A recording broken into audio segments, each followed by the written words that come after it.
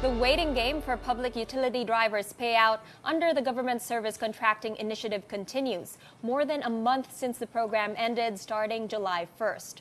Online, PUV drivers lament the payment delays getting longer, including their incentives.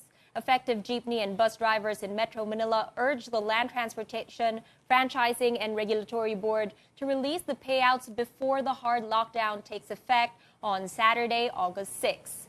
The service contracting initiative, which began late last year, aims to support PUV drivers with per-kilometer fixed income. As of June 30, LTFRB released 1.5 billion pesos in payments and incentives to public transport drivers. LTFRB Chairman, we have with us today LTFRB Chairman Martin Delgra. Good afternoon, sir. Glad you can join us. Good afternoon, Sam. Thank you for inviting me to your show. Chairman Delgra, I'll go straight to the point. What's causing the delays in payouts? I'm sorry, you're coming in choppy. Chairman Delgra, can you hear me? Yes, okay, please. I can hear you now. Okay, so what is causing the delay in payouts? Okay, I'd just like to put that in context, Sam. The service contracting program under the Bayanihan 2 Act ended on June 30. Okay. So what we did was, as we have decided, that isasagad po namin yung in implementing the program until June 30. Having said that, in terms of having to prepare the liquidation report as well as prepare the financial and accounting documents for the payment of the pending payout, it would certainly come after June 30. Okay. However, what has happened is that considering the fact that the funds will have to be reverted after June 30 because the program is only until June 30. So what we're doing now is that we are in the process of, in fact, we have reverted the funds already, in the process of reverting the funds to DBM, and we will be making a special request for another fund allocation to pay the pending payouts that we already have in our lists po. But sir, as you know, PUV drivers in Metro Manila are lamenting since ECQ na on Saturday. They're hoping to receive this payout before then. Would that be possible with a special request? We are making earnest effort insofar as having to get a new fund released for this for the funds that we need to pay the pending payouts together with DBM. We have been coordinating and discussing with DBM as well as our mother agency, the DOTR Finance, on how to go about the fund release that we ongoing right now. In fact, as we went before we went on this interview, we actually have met with our finance team on how to go about expediting the process in getting the request out, as well as the fund request that we are requesting from DBM. Right. So, sir, ballpark, do we have a target date? Sam, if I may, ahead, alam po natin na mag-i-ECQ na starting Monday. We are actually making, as I've said, expediting the process of getting this fund released, hopefully during the ECQ period.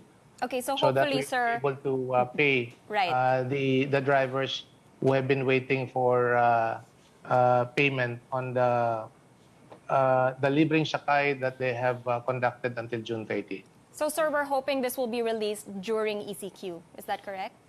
Hopefully po. We will try our best to commit to that timeline po. So far po, how much na po ang na-release ng LTFRB, including incentives? Opo. If I may make mention of the earlier announcement that we have made, we actually have said that the disbursement that we have in our data was around 1.9 billion, but there were what we call bank reconciliation, and for which there are only about 1.6 billion that were actually credited. Okay. But we're still in the process of getting the liquidation report or the transaction report from Land Bank of the Philippines, so that we'll be able to know exactly how much was actually disbursed to the accounts of the payees, yung mga tsuper at sa mga operator who participated in the service contracting program. Okay, so sir, with regards to payment process, can you walk us through how it's done? Is it through digital banking or mano-mano? Insofar as the payment of to the drivers and the operators, we cannot get immediately a report on how much has been paid exactly, notwithstanding the fact that we already have advised Land Bank on the basis of the what we call credit advice that we would give them, because it actually would involve another remittance system. We call it PesoNet, which Land Bank has adopted. And they use that system to eventually and finally credit the accounts or the amounts to the accounts of the payees. No? So it could be GCash, it could be Paymaya, or it could be another bank account in the accounts of the respective payees. And after which, PesoNet will make a report to Land Bank, and Land Bank will make a report to LTFRB. So it's taking a bit of a time on how and in terms of having to know exactly how much were actually disbursed to the accounts of the payees. Okay, sir. So with the delay in payment, would you say there was a lapse in your leadership? Because as you mentioned, LTFRB had a budget under Bayanihan 2 worth over 5 billion pesos. I'm sorry, I did not quite get the premise of the question. Would you say there was a lapse in your leadership considering the delays in payment? There was actually no lapse, Sam. It is just part of the regular banking practice that was adopted by Land Bank insofar as remitting the amounts to the accounts of the payee. In fact, what the Land Bank have suggested that it would be faster to credit the accounts to the payees if they would have Land Bank accounts. Right. Having said that, if I may just also make mention, aside from the 5.58 billion budget for the service contracting under the Bayanihan 2, there is actually another 3 billion pesos for the same service contracting program under the General Appropriations Act. And for that matter, once that is released, we will continue with the service contracting program kung saan meron po tayong libreng sakay para doon sa ating mga mananakay.